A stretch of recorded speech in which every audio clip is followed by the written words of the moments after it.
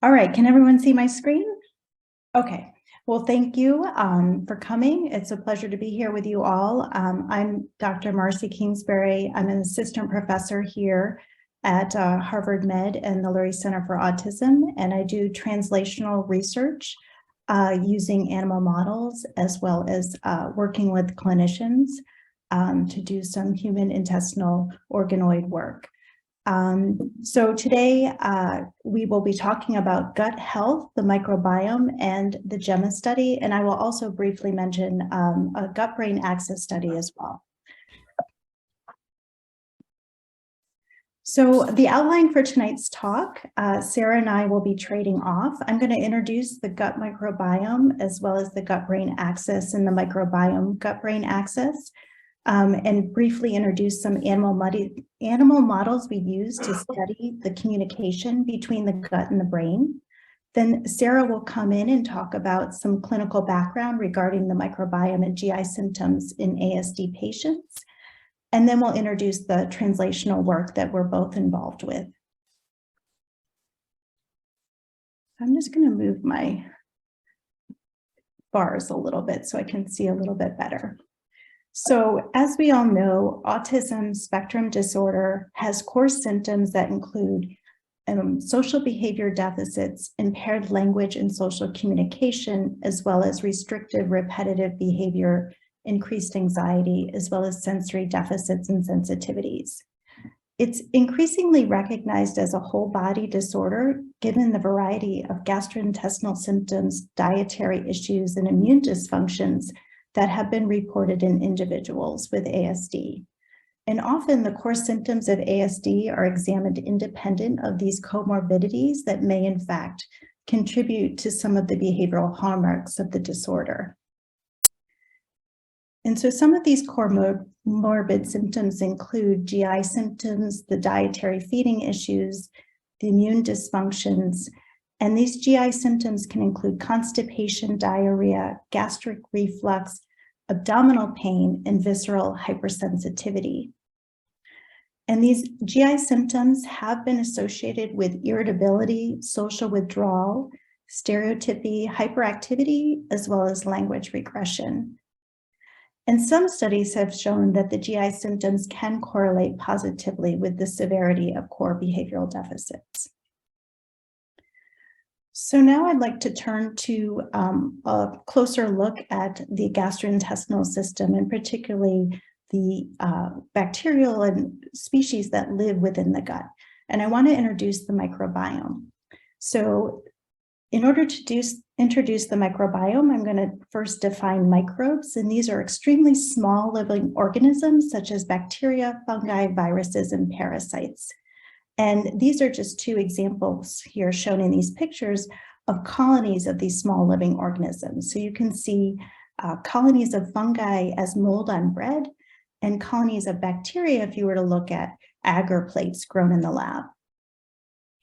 So the microbiome just refers to the collection of these microorganisms that are living within a particular environment. And when we talk about the human microbiome, it's the collection of these organisms living on the body at various sites. And it's quite remarkable because we have 3 trillion bacteria living on each one of us, and there's approximately 1 bacterium for every single cell in our body. And so it's important to know this ecosystem and to try to understand it. So the gut microbiome is the collection of these organisms that live specifically within the gastrointestinal tract. And they're important because many of these bacteria are commensal and beneficial, and they serve to train the immune system during development to differentiate between pathogenic versus non-pathogenic organisms, as well as to develop appropriate immune responses. However, if the pathogenic bacteria take hold in the gut, or if the gut ecosystem becomes unbalanced, then gastrointestinal symptoms can develop, as well as GI dysfunction.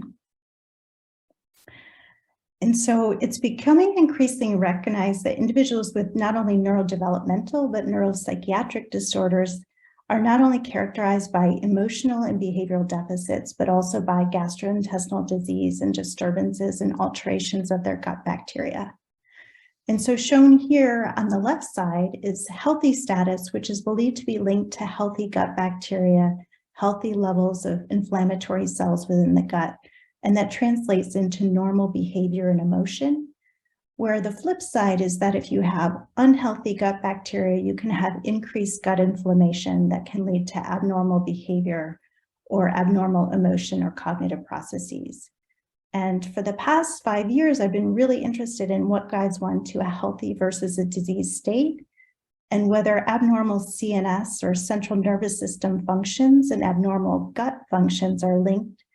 And if they're linked, how might they communicate? And so that brings me to the gut-brain axis. And this just refers to the biochemical and neural signaling that occurs between the gastrointestinal tract and the nervous system. And when we talk about the microbiome gut-brain axis, this accounts for the role that the gut microorganisms play in this communication between the GI tract and the brain. And it's important to note that this communication via the gut-brain axis is biodirectional. And what this means is that neural processes can influence gastrointestinal function, and then gut processes can affect neural functions. And 2 examples of this is that when my daughter has a week of standardized testing, she will often report stomach aches during that week of testing. So I interpret this as her neural function, that being stress is impacting her GI tract and the pain that she feels.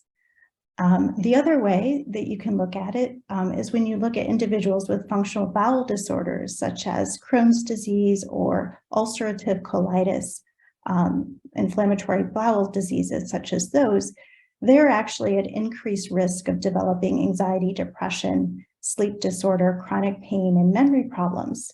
And it's believed that with their flare-ups of their gastrointestinal inflammation, they have flare-ups in these neural processes, anxiety and depression and the like. I'm going to briefly, before I turn it over to Sarah, just talk a little bit about the methods that we use to study gut-brain connection in animals.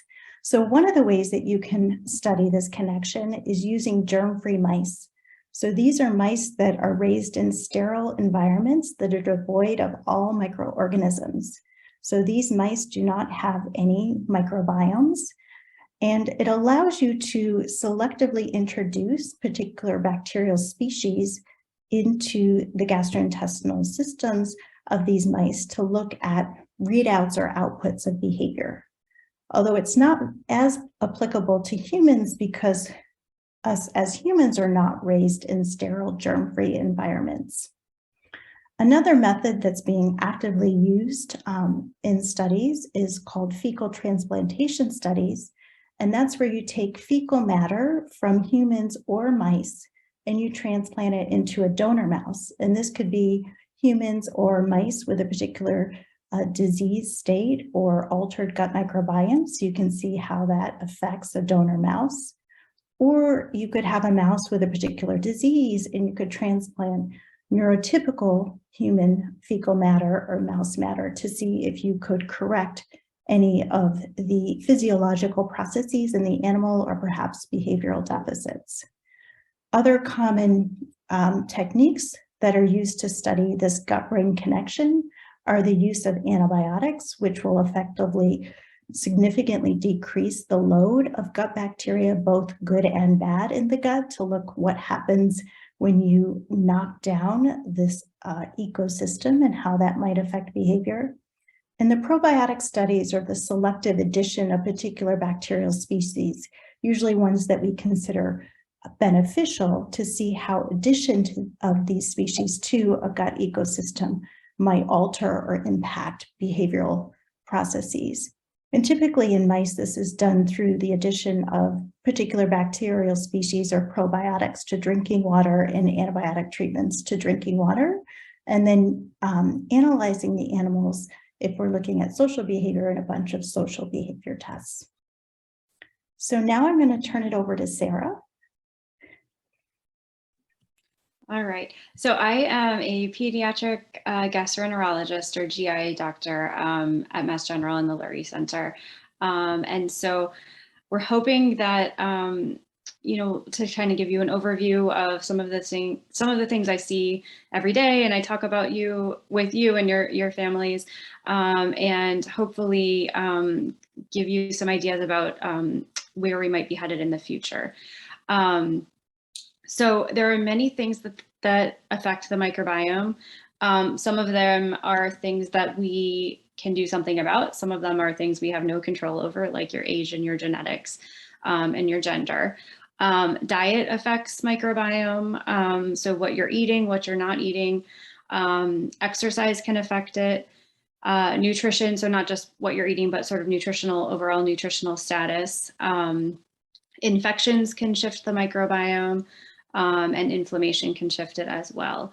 And so as I was putting this talk together, I think a lot of the slides say similar things, but just each in a slightly different way. And so as we're sort of reading through these topics, you can think that there are a lot of these that have some differences in children who have autism, like in terms of the diet or physical activity level, or being underweight or overweight or at an ideal body weight. The idea that, you know, infections or getting treated with antibiotics more often because you're uncomfortable and then your doctors can't figure out because you have trouble telling them what's going on. So for all of these reasons, I think that there might be sort of bigger shifts in microbiome and within the autism population. All right, next slide, please. Sorry, we didn't get this coordinated fully, so we're going to do the two people slide switch over.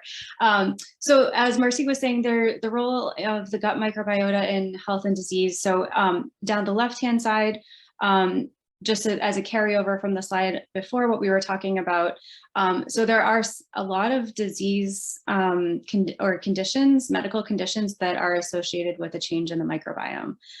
So obesity has been found to have different microbiomes, diabetes, celiac disease, inflammatory bowel disease, people with lots of allergies have a different microbiome, asthma, cardiovascular disease, so like heart disease or high blood pressure. Some types of cancer are associated with the shifts in the microbiome, and of course, autism. So on the picture sort of shows sort of the progression on the left side. The red things are things that are considered diseased state, and then on the right side is things that are considered beneficial or healthy things. And the lines across the top are sort of the inputs into things that can affect the microbiome. So the proton pump inhibitors, which are like medicines for acid reflux, antibiotics, those clearly have an effect on the microbiome. Different foods that you're eating, so whether it's saturated fat, sugar or fructose, or excessive protein consumption, can all affect microbiome as well. And those are sort of on the negative side of things. And then fiber intake and probiotics are considered positive benefits. And I'm not going to go into specifically what all the metabolic pathways are, but when we talk about later on the word metabolome, that's sort of referring to all of these different metabolic processes and all the chemical reactions that are taking place as part of the digestion process. And so there's a lot of chemicals and abbreviations in there, but the sort of coming down the left-hand side in the red, the SCFA is short chain fatty acid production. There's lipopolysaccharide production.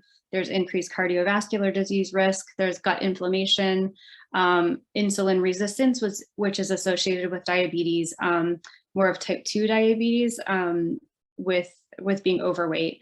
And then as you get sort of towards the good side of things, the green side, with the beneficial inputs for the microbiome that can increase your short chain fatty acid production, antioxidants, which protect you from like what we call oxidative stress to the body, kidney toxins, improved lipid or fat metabolism, decreased gut inflammation, better insulin response, and a reduced risk of some infections. So everything is a spectrum in health and disease, and this hopefully sort of illustrates some of why it's such a complex pathway to understand. Next slide. This is a simplified way of understanding dysbiosis, which just means an altered biome or an altered microbiome in autism. So overall, most of the studies, I just picked out a few just as an illustration.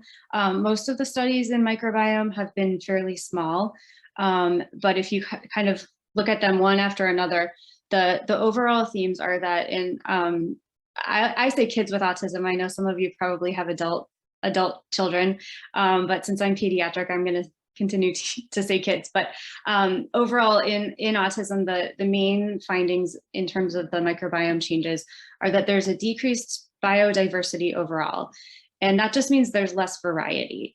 So, and then the other finding is that there are specific shifts in that the balance is sort of out of whack, and there are certain, too much of one kind or not enough of another. So the little picture on the left, picture A, is considered just a little graphic of a normal healthy intestine.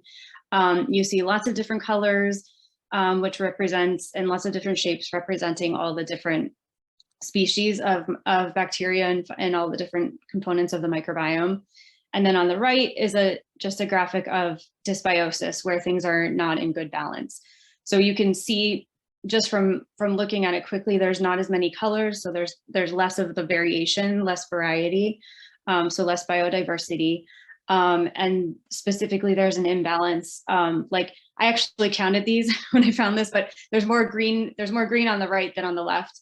And there are obviously like fewer of the other ones.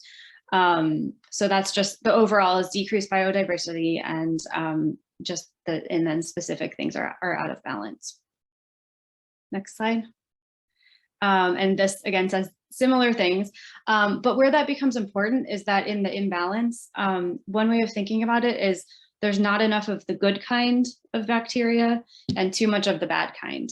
And so you have to kind of get things back into a shift.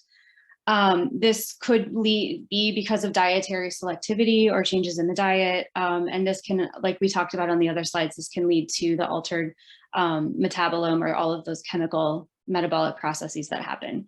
One of the specific bacteria or class category of bacteria that has been found in kids with autism is that there is decreased amount of lactose fermenter population. And so lactose is, as most of you may know, is the sugar or the carbohydrate component in milk and anything made from milk products.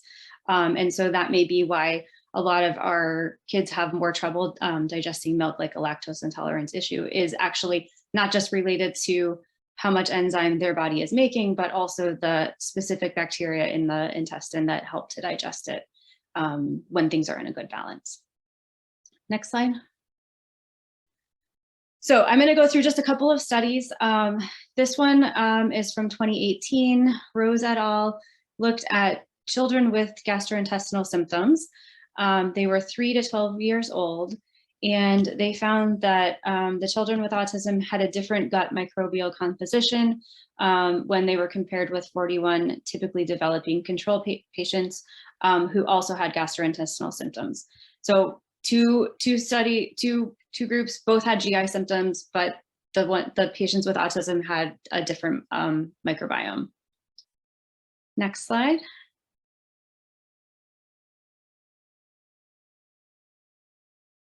Here's another study. So Kang et al.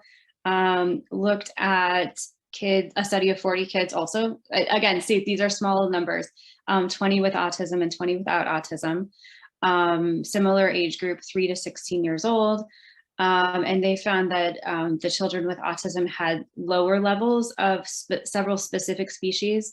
So Coprococcus, Prevotella, and I'm not even going to try to say the V one, but they had decreased numbers of those. And so those are thought to be maybe the beneficial ones. So this is a category where they have not enough of the good kind. Next slide. There's a few more. So again, looking at, so there's been other ones looking at Clostridium, Ruminococcus, Cetterella. It's like a different language, but most of these are just different bacterial species, again, that are found to be different in children with autism as compared to children who don't have autism. Next slide. And then this is another one specifically looking at children with autism who also had GI symptoms. And again, some more vocabulary words, but also in the Clostridium species. This was from 2016. And they were looking at also at the neuroimmune signatures with functional abdominal pain in children with autism.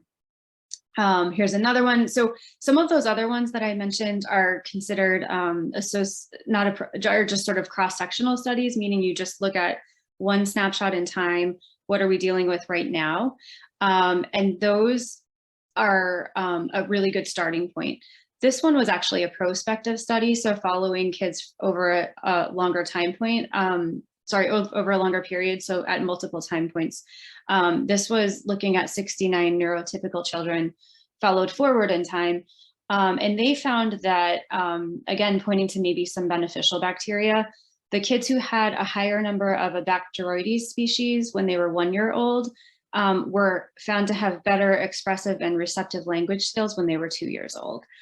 So this is interesting, right? So if you follow even earlier earlier in time and you follow over time, there might be some signals earlier on about some good balance in the microbiome.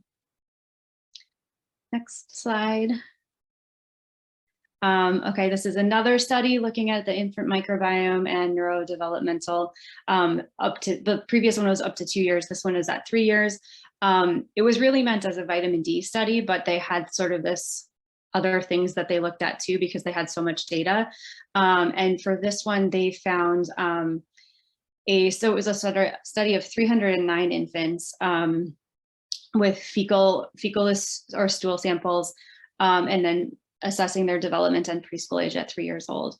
And they found a statistically significant association between the gut microbiome and infancy and several developmental measures. So fine motor, communication, personal and social skills at 3 years old. So this is supporting the hypothesis that the microbiota early on in life is associated later on with neurodevelopmental outcomes. Next slide. Okay, so hopefully, like I said, those were just a few studies that look at sort of establishing there are some differences in children with autism in the microbiome. The main question is, what can we do about it? How do we treat that dysbiosis? From the early slides where we talked about some of the factors that can influence microbiome, some of these should make sense. So maybe there are changes in the diet that can influence the microbiome. Antibiotics, as we discussed, prebiotics, probiotics, ultimately the fecal microbiota transplant, or FMT, which is basically the poop transplant. And it's sort of a chicken and the egg, right? So we know that there's an association with autism and having an altered microbiome, but we don't really know what came first. We don't know if one is causing the other. And like Marcy said, it most likely is going in both directions. Okay, so here, a couple of slides about probiotics. Just starting with a mouse model of autism. So there was a mouse model of autism who were treated with a specific probiotic called Bacteroides. And they found that giving this probiotic changed the gut microbiome profile. It changed the blood metabolite profile, so all of those chemical reactions that we talked about. And it corrected the increased gut permeability as well, and improved some of the social autism behaviors. Some more evidence that addressing the microbiome differences could be helpful. So there was one study that looked at a specific antibiotic called vancomycin, and they found what's different or specific about this one is that it's considered a non-absorbable antibiotic. So most antibiotics, you take them by mouth, it circulates throughout your bloodstream, and that's how it gets to wherever the infection is. But vancomycin is made specifically to stay in the intestine. And so it doesn't circulate, it only stays in the intestine. And so it makes sense that would go directly to where the bacteria are. So they found that treatment with vancomycin improved both GI symptoms and autism symptoms. However, those improvements were temporary and they only lasted a few weeks. And as some of you may know, based on your own experience in your own families, there has been some anecdotal response from families for other interventions, like dietary changes, like a gluten-free or casein or milk-free diet, sometimes even more restrictive than that, probiotics and antibiotics. But so far, we don't have enough big evidence to use those as recommendations yet. Ultimately, so I sort of think of it as the ultimate way to change the microbiome is with the FMT, the fecal microbiota transplant. Right now, it's only FDA approved for a specific and recurrent infection in the colon called C. diff. There are ongoing studies looking at FMT for a different condition called inflammatory bowel disease, so like Crohn's and ulcerative colitis. And then there was a recent pilot study in humans that did show improvement in GI symptoms and autism symptoms. So this was published out of Arizona in 2017 with Kang et al. It was a small trial, so only 18 children. They all had autism, and they did find there were some baseline microbiome differences, like we've been talking about. So the kids with autism had the lower levels of the good bacteria, and then the bifidobacteria and Prevotella. So, but as for their protocol, they did a 2 weeks of antibiotics. They did a bowel cleanse. So like some of you may have done with me, if for major constipation or prior to a colonoscopy, we'll do a full bowel clean out. So that was part of their protocol. And then they did 8 weeks of the FMT, so the actual stool samples, the stool transplants. Their initial protocol included vancomycin, that non-absorbable antibiotic that I mentioned before, omeprazole, which is a medication that an acid-reducing medication, and then the bowel prep. And then they had every day they had a standardized human gut microbiota treatment. I can't remember if it was in a capsule formulation or how they did it in this particular study. But they had very promising results. They found an 80% reduction in GI symptoms in these 18 children who were participating in the study. They repeated the microbiome testing. They found significant alterations in the microbiome, and they tested again 8 weeks later, and they found that the changes were still there, which is better than what's like previously some of the probiotics was like a short-term response, but they felt that the 8 weeks out was lasting longer than what they would have expected compared to the probiotics. They found that the FMT resulted in improved behavioral autism symptoms. They reported a 45% decrease in autism symptoms compared to baseline. They used the Vineland, which is a developmental test, and they found that just in this 8 weeks of FMT, the average developmental age increased by 1.4 years, which is kind of a staggering number. And they reported that 83% of the participants at the beginning were rated as having severe autism, but at the end of the study, only 17% fit into the severe category. 30% were categorized as mild or moderate based on symptoms, and 44% didn't even meet the cutoff for mild autism symptoms at the end of the FMT. Not surprisingly, every family returns 2 years later to provide some follow-up data, and the families still reported ongoing benefits. So they reported a 58% reduction in GI symptoms compared to their baseline before they started it. And most parents reported slow but steady improvement in their core autism symptoms as well. There are some limitations. It was a very small study. There was no control group, so everybody knew that they were getting FMT, and there was no placebo group to compare it to.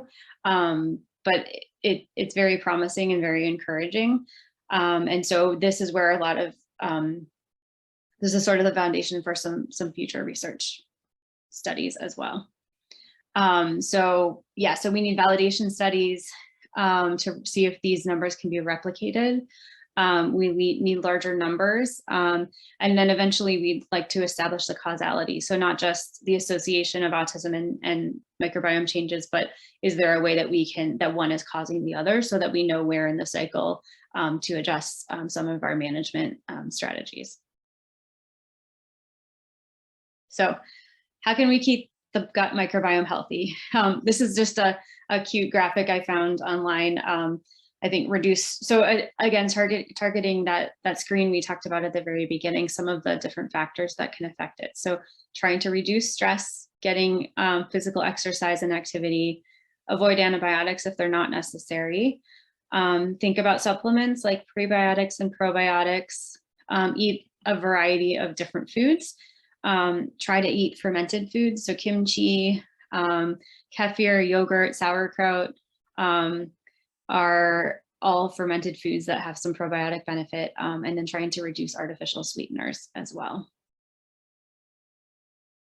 For now, as some of you may know, for now, there aren't any clear recommendations. So we are really hoping that maybe over the next few years, we'll have a different conversation around the microbiome topic. For now, I would say probiotics might help. They don't help everyone. And at least right now, we don't have a way to predict who will respond or which probiotic to use. So it is a bit of a trial and error. It's not going to be an immediate quick fix. It takes, I would say, 2 to 3 months to shift the microbiome over. So don't give up after a week or so if you don't see any significant differences. And just as a cautionary measure, the supplements are not not regulated by the FDA. And so there can be some variation, from one batch to another about what you're getting with supplements. I would say if taking medicines is a challenge, I don't know that this would be a battle that I would say is worth fighting. Like for a picky eater, I'd probably say take a multivitamin first over trying the probiotic as sort of a starting point. But down the line, if you're making progress, or if medicines are easy to do and you can find one that your child would like, then I think it's worth a try because there's a chance that it could be helpful. Okay, thank you, Sarah. I'm going to switch back and I'm going to talk about a translational study that I've been working on, and then Sarah would like to introduce and talk about the GEMMA study, and then we'd be happy to open it up to a conversation. So I'm just moving my menu a little bit. So we call this the GBA study, and Sarah is actively involved in helping us to recruit patients. And so what we're interested within this study is how gut microbes might contribute to the core ASD behavioral symptoms. And we were interested in this study because it's been noted, and this has been done in collaboration with Dr. Alessio Fasano, who's the director of the Mucosal Immunology and Biology Research Center here at MGH, and the chief of pediatric gastroenterology. And so what we've observed in the literature is that individuals with autism have been characterized by increased intestinal permeability, which is something that Sarah has just mentioned. And one mechanism for an increase in intestinal permeability is the presence of haptoglobin 2 allele, or HP2. And this allele is linked to zonulin production, so that individuals with either one HP2 allele or 2 can produce zonulin. And zonulin is a protein that is a known regulator that can regulate the tight junctions or the spaces between the cells that line the intestine. And so when zonulin production is stimulated by the presence of this allele, it opens up the spaces between the intestinal cells here, and it allows for bacteria and food particles and antigens to diffuse through the space and enter the bloodstream and cause inflammation. And so this is what we term a leaky gut. And interestingly, zonulin production is stimulated not only by gluten and is involved in celiac disease, but zonulin is also stimulated by gut bacteria, and particularly gut dysbiosis, or an imbalance of the gut ecosystem. So we thought that having an HP22 genotype as opposed to an HP11 genotype may predispose individuals to increased intestinal permeability. And when we looked at our patients that are being recruited into our study here at MGH, and we have at this point more male subjects than females, but these are males coming in for a clinically indicated biopsy. And we find an overrepresentation of the HP22 genotype as opposed to the HP11 shown here in the table. So these are patients that are involved in our study. And these are patients with GI symptoms. So it seems like those that have GI dysfunction, there's a greater prevalence of the HP2 allele. One thing that we wanted to address, or a question that we wanted to address, is it's currently unknown whether gut microbiota from ASD patients with GI symptoms exacerbates this intestinal permeability and blood-brain barrier permeability to contribute to core behavioral symptoms. So this is, again, what we wanted to address in this study. So our hypothesis was that an increased genetic predisposition for increased gut permeability, that being the presence of the HP22 genotype, may synergize with gut microbiota from ASD individuals that have GI symptoms to upregulate the production of zonulin that is able to be produced due to the presence of the HP2 gene. And then this upregulation of zonulin allows greater diffusion and opening of the tight junctions to allow greater diffusion into the bloodstream, increasing inflammation and potentially leading to behavioral deficits. So the way that we're addressing this with this study is that with Sarah's help, we're able to recruit patients that are undergoing duodenal biopsies. And we take these biopsies and we genotype them for HP11 or HP22. And we create intestinal organoids, which are clusters of intestinal cells. And then we plate them out into an intestinal monolayer. So this is an in vitro culture system that's approximate the intestinal epithelial barrier. And what we do then is we perform baseline assessments of gut permeability and inflammation. And then we come in and we expose our intestinal monolayer cultures to stool obtained from neurotypical healthy individuals without GI dysfunction, or ASD pooled stool from individuals that have autism that also have GI dysfunction. And we look at how this exposure to the supernatant from these pooled stools affects permeability, antigen trafficking through the intestinal monolayer and inflammatory processes. We also have an animal model in addition to using human intestinal biopsy tissue. And here we have a zonulin transgenic mouse that actually has the HP2 allele inserted into its genome. And so we're able to breed these mice for the HP22 genotype and zonulin production versus our wild type mice that do not produce zonulin. And we can do a similar assay as we were doing with our intestinal organoid cultures, where we gavage the mice. We're basically doing a fecal microbial transplant, where we gavage the mice with stool from either control individuals or those with ASD with GI symptoms.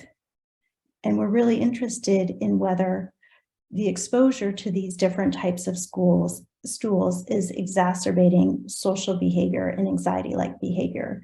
And these are just some of the behavioral tests that we can do with mice to assess this behavior. So we can put our test mouse that has had the FMT into an arena to test sociability, whether it wants to go and engage and investigate a novel mouse, or the other chamber contains an inanimate object. So we look at how much it's interested in engaging with a social stimulus. We can also assess social novelty. We can expose the test animal to a novel mouse that it's never seen before, or its cage mate, and see whether it prefers to hang with its familiar cage mate or, again, be more ambitious and engage with a novel social stimulus. And these are two tests that we use in the lab to study anxiety-like behavior. And as you might imagine, this might produce anxiety in a mouse, perhaps like climbing a mountain for us. So this is the elevated zero maze, and the mouse can choose to enter the open arms, where it can hang off and dangle off the side, and is not protected, versus the closed arms, which is presumably less anxiety provoking because it has more security. And similarly, in our light-dark assay, mice that enter the open light area of the arena are presumably a little less protected and are engaging in a little bit more bold behavior than in the covered dark compartment. So those are the two arms of our study where we're actively investigating the synergy between this HP22 genotype that is able to produce zonulin, that is a key regulator of gut permeability, and how it might synergize with the gut microbiota of patients, ASD patients that have GI symptoms. And one exciting thing about this study is that we actually have an inhibitor of zonulin that we can then follow up in these studies. And this inhibitor can actually block zonulin signaling, so effectively put a brake on that intestinal barrier permeability, and we can see if that could potentially be used as a treatment to ameliorate the permeability issues, even in the presence of an altered gut microbiome. So I'm going to turn it back over to Sarah now, so she can introduce GEMMA. Thank you. So GEMMA is my big study that I'm working on now, and it is it's a longitudinal observational study. Then we're looking to see if we can identify potential biomarkers in young babies and children that are predictive of autism development. So the study enrolls infants that are 0 to 6 months old who have a sibling that's already been diagnosed with autism. We're collecting biospecimens, so blood, stool, urine, and saliva from the babies every 6 months until they're age 3. And then we are also doing developmental assessments, again, every 6 months, starting at 12 months of age. So looking at the biomarkers and then following with developmental assessments along the way. Next slide. Let's see. What's really cool is it's an international study. So as Marcy mentioned, Dr. Fasano, my chairman in GI, is from Italy originally. And so he's been able to sort of spearhead this, this collaboration. So we at Mass General are one of 3 clinical sites recruiting families and patients. So we're recruiting from patients from across the whole United States. All of the samples, the developmental assessments, everything is done remotely and through virtually. Italy is another site, and then Ireland is the 3rd clinical site.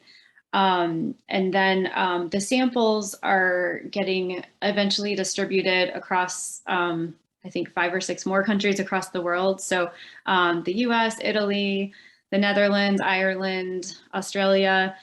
Basically, we have all of these different specialists, experts in different parts of the metabolome, like the chemistry and the environment and epidemiology, who are going to look at all of the different samples. And what we're trying to see, to follow especially, is in the babies who do end up developing autism.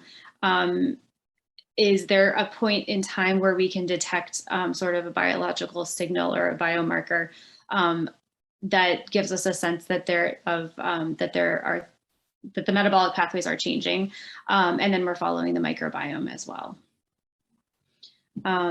So the autism assessments is one of the developmental assessments we're using is called the BOSA, which is the Brief Observation of Symptoms of Autism. And that looks at the core behavioral symptoms of communication, social interaction, restrictive and repetitive behaviors. And then we're also doing the Vineland Adaptive Behavior Scale. the developmental profile 3 and 4, depending on which language you speak, and the SRS-2 scales that are used together with the BOSA to get more information about the child's functioning in terms of physical skills, adaptive behavior, social, emotional, and cognitive skills, as well as communication. So these are very preliminary results, unofficial, but we just wanted to give you sort of a general sense of where we are now. So currently, of the babies who have been evaluated with the developmental assessments, currently about 33% or a third of them are showing some autism symptoms as measured by the BOSA, the developmental assessment. And we've hopefully been able to help with an earlier diagnosis than they would have gotten without being part of the study. As part of this, again, it's sort of a international multi-step project, and we're just one of 6 to 8 components of it. And so part of it, before we even got to the point of recruiting families, was that to get some preclinical data, looking at the role of the gut microbiome in autism and how it interacts. So I didn't do the actual studies. I'm not a mouse. I'm not in the lab with the mice, but this was similar to some of the things that Marcy had mentioned earlier. So I just wanted to share this with you. So they transplanted the germ-free mice with stool from children who had been diagnosed with autism with or without gastrointestinal symptoms, and then also different mice got transplanted with stool from their siblings as the control group. And then the samples were collected and pooled for transplantation into mice. And then let's see, next slide. So in the germ-free mice, treatment with the autism and GI stools showed decreased exploratory behavior. So some of those anxiety tests that Marcy had shown with the mice. In the germ-free mice who got an FMT with stools from the kids who have autism, either autism without GI symptoms or autism with GI symptoms, transplanting those stools into the germ-free mice did not induce a difference in behavior or neuroinflammation compared to the sibling control transplanted mice. And so they were looking at this sort of highlights some alterations in the microbiome and physiology, and hopefully provide some more evidence and some scientific background to thinking more about using FMT as a tool to study the autism physiology and potential effects of treatments. Let's see, and that is, I think, all we have for now. So we do have a few minutes for questions. I've been trying to preview them, and I think my initial comments are these are really good questions, and I don't know that we have answers for them, but we can take a look and see what we can find. Let's see. I don't know, Anne, do you want to call them out, or we can try to look through? Let's see. I'll see if I have answers to any of them. Maybe I'll start with those. Let's see, someone asked about, has anyone looked at autism in populations that eat lots of fermented foods, such as kimchi in Korea? That's a really good question. I think, I don't know the specific answer. I know there are definitely some of the studies that showed up that were from Korea. So it would be really interesting to compare sort of different geographic and cultural microbiome data. I don't know, Marcy, do you know anything specifically about microbiome in different cultures? I don't. Let's see. I'm trying to see if I can see any that have an answer, a direct answer. Has anyone done a study that looks at the correlation between plant diversity in the diet and frequency of autism? I've been reading about the gut microbiota for my own health and have read that greater plant diversity in diet leads to better gut microbiota health. So not just diet diversity, but specifically plant diversity, I guess is the question.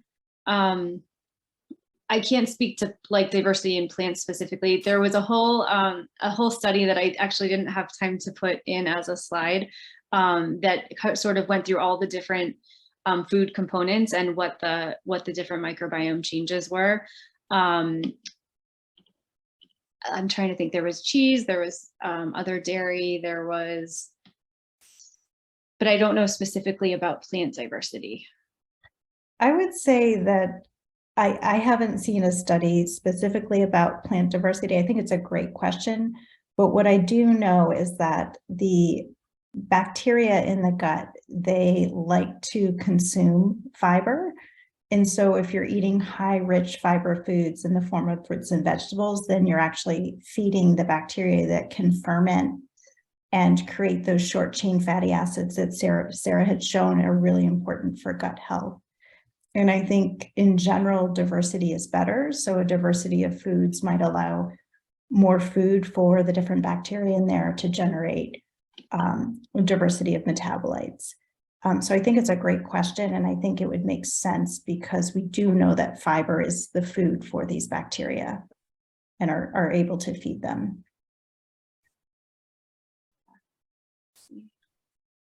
So it looks like there's a couple questions for Dr. Kadzielski. So is there a specific probiotic you would recommend trying?